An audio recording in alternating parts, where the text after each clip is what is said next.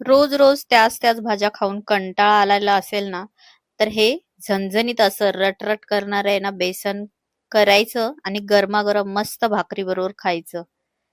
खूप टेस्टी असं हे बेसन लागतं गरमागरम खायला. तर आपण आहे ना पाणी न उकळवता डायरेक्ट हे 5च मिनिटात बनणारं पिठलं बनवणार आहोत. तर त्याच्यासाठी मी हे 3 चमचे बेसन घेतलेलं आहे. आता एवढीशाच पिठामध्ये आपलं भरपूर असं पिठलं तयार होणार आहे. जास्त बेसनची गरज लागत नाही याच्यामध्ये. थोड्याच पिठामध्ये भरपूर असं बेसन तयार होतं. तर आपण याच्यामध्ये आता पाणी घालून घेऊया आणि ह्याला चांगलं मिक्स करून घ्यायचं आहे. चांगली स्मूथ अशी पेस्ट करून घ्यायची आहे. त्याच्या गुठळ्या राहिल्या नाही पाहिजेत. आता याच्यामध्ये आपण असं थोडं थोडं पाणी घालून थोडंसं मिक्स करून घ्यायचं आणि पातळच ठेवायचं आहे, कारण पाणी आपल्याला पुढेही लागणार आहे. म्हणून चांगलं असं मिक्स करून घ्यायचं त्याला. बघू शकता अशा प्रकारे पाणी घालून घ्यायचंय. तर दुसरीकडे मी कढई घेतली आहे. तेल गरम करून झालंय. आता त्याच्यामध्ये मोहरी टाकायची आहे फोडणीला. मोहरी तडतडली की त्याच्यामध्ये जिरा टाकून घ्यायचे.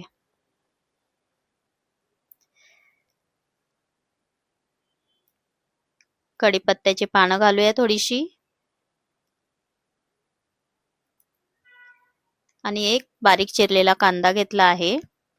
आता याला आपण चांगलं परतून घ्यायचंय लालसर कलर येईपर्यंत. तर इथे मी 7 ते 8 मिरच्या घेतल्या आहेत हिरव्या बारीक चिरून. तुम्हाला जसं तिखट हवंय तसं तुम्ही मिरच्या घ्या. पण पिठलं म्हटलं की झणझणीतच जरा बरं वाटतं खायला. आता आपलं व्यवस्थित आता परतून झालेलं आहे. तर आपण त्याच्यामध्ये आता पाव चमचा हळद घालून घेऊया. हळदीला मिक्स करून झालं की आता आपण हे मिश्रण त्याच्यामध्ये घालणार आहोत बेसन पिठाचं. तर तो घालण्याआधी थोडंसं आता त्याला हलवून घ्यायचंय आणि गॅस कमी करून आता त्याच्यामध्ये आपण सोडून घ्यायचंय. आता हे पाणी आपण बेसनाचं त्याच्यात टाकलं ना, तर पटपट हलवून घ्यायचं आहे. अजिबात हात थांबवायचा नाहीये. थोडंसं आता त्याच्यामध्ये अजून आपल्याला पाणी घालायचंय.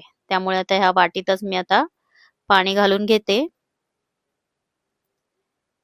आणि आता ते त्याच्यामध्ये मिक्स करून घ्यायचं. सुरुवातीला थोडा वेळ आपण थांबायचं नाहीये, हलवतच राहायचंय.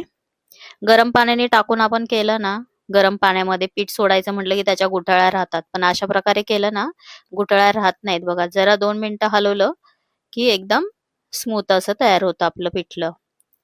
तर आता चवीप्रमाणे मीठ घालून घेतलंय. आता परत त्याला हलवून घ्यायचंय चांगलं.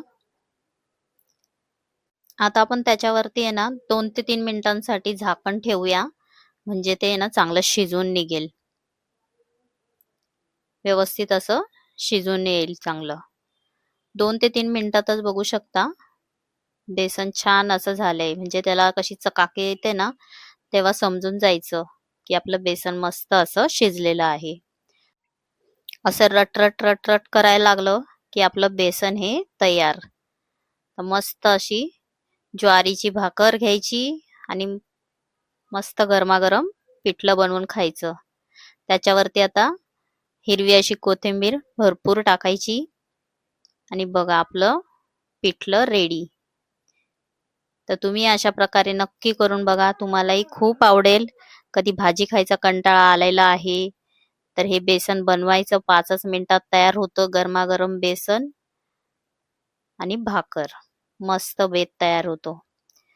तर तुम्हाला माझी रेसिपी आवडली असेल तर लाईक आणि सबस्क्राईब करायला विसरू नका आणि कमेंट्स नक्की करा. खूप खूप धन्यवाद.